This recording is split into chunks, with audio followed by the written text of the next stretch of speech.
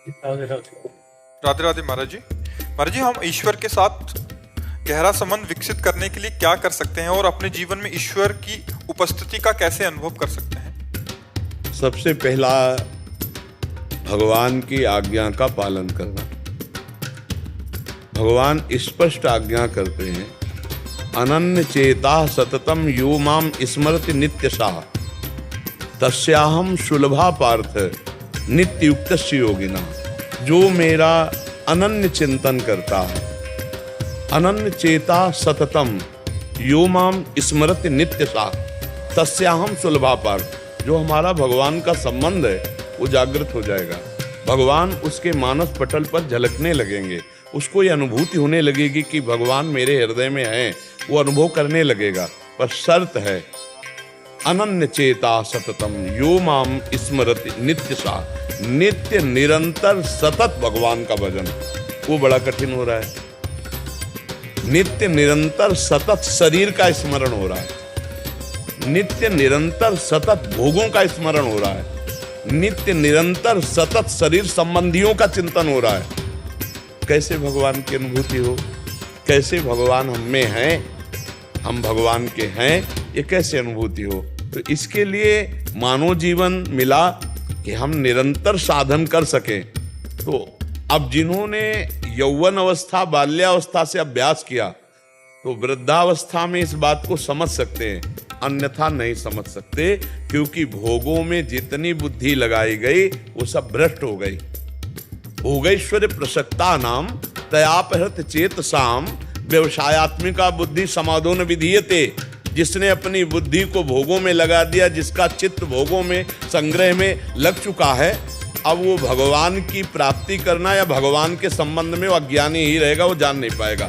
अगर वो भोगों का त्याग किसी महात्मा के संग से कर पावे तो बुद्धि फिर उसकी भगवान में लग जाए। अब ज्यादा समय रह नहीं गया, बहुत आयु तो निकल गई व्यर्थ के कार्यों में। अब नाम जब पकड़ लो तो बात बन जाए, क्योंकि स्थिति कुछ नहीं। हम कह रहे हैं राधा, और अभी प्राण निकल जाएंगे तो भगवान की प्राप्ति हो जाएगी। हम कह रहे हैं राम, हम कह रहे हैं कृष्ण, और अभी प्राण निकल गए तो भगवान की प्राप्ति हो जाएगी।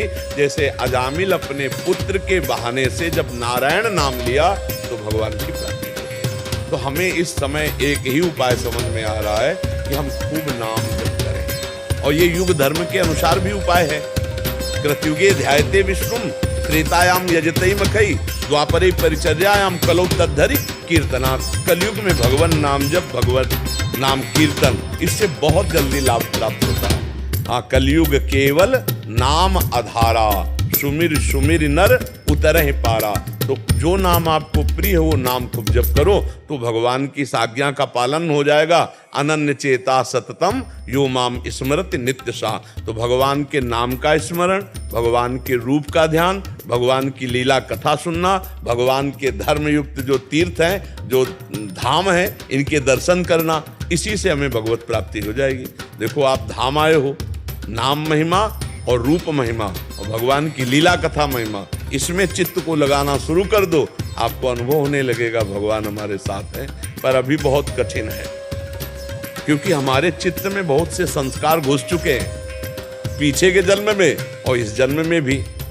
पत्नी, पुत्र, परिवार, घर, मकान, नाना प्रकार की ममता का पुंज हो चुका है। भगवान कह रहे हैं, जननी जनक बंधु सुत दारा तन धनु धाम सुहृद परिवारा। सबकी ममता ताग बटोरी मम पद मन ही बांध बर डोरी। अब ये काम हमें करना था कि सबकी ममता बटोर कर भगवान के चरणों में लगा ली थी, तो हम बटोरना तो और दूर रहा, फैला और दिया। अब पुकारे कि ना हम बटोर पाएंगे और ना हम भगवत प्राप्ति का साधन कर पाएंगे। जैसे ये अवस्था शरीर की है, अब आ जाए आप 2 घंटे 3 घंटे पद्मासन लगा के बैठे, असंभव। अब शरीर ऐसी स्थिति को, अब एक उपाय है नाम जप। नाम जप, राधा राधा राधा राधा, राम कृष्ण हरि, जो नाम प्रिय हो वह नाम जपने का अभ्यास करो। नाम जी है जपि जागें जोगी, राम नाम मणिदीप धर जी है देहरी द्वार, तुलसी भीतर और बाहरो जो चाह सुधियार। हृदय में और बाहर लोक में भी अगर आनंद प्राप्त करना चाहते हो तो जिह्वा पे नाम जपना शुरू कर दो। नाम जप से परम लाभ प्राप्त हो जाएगा।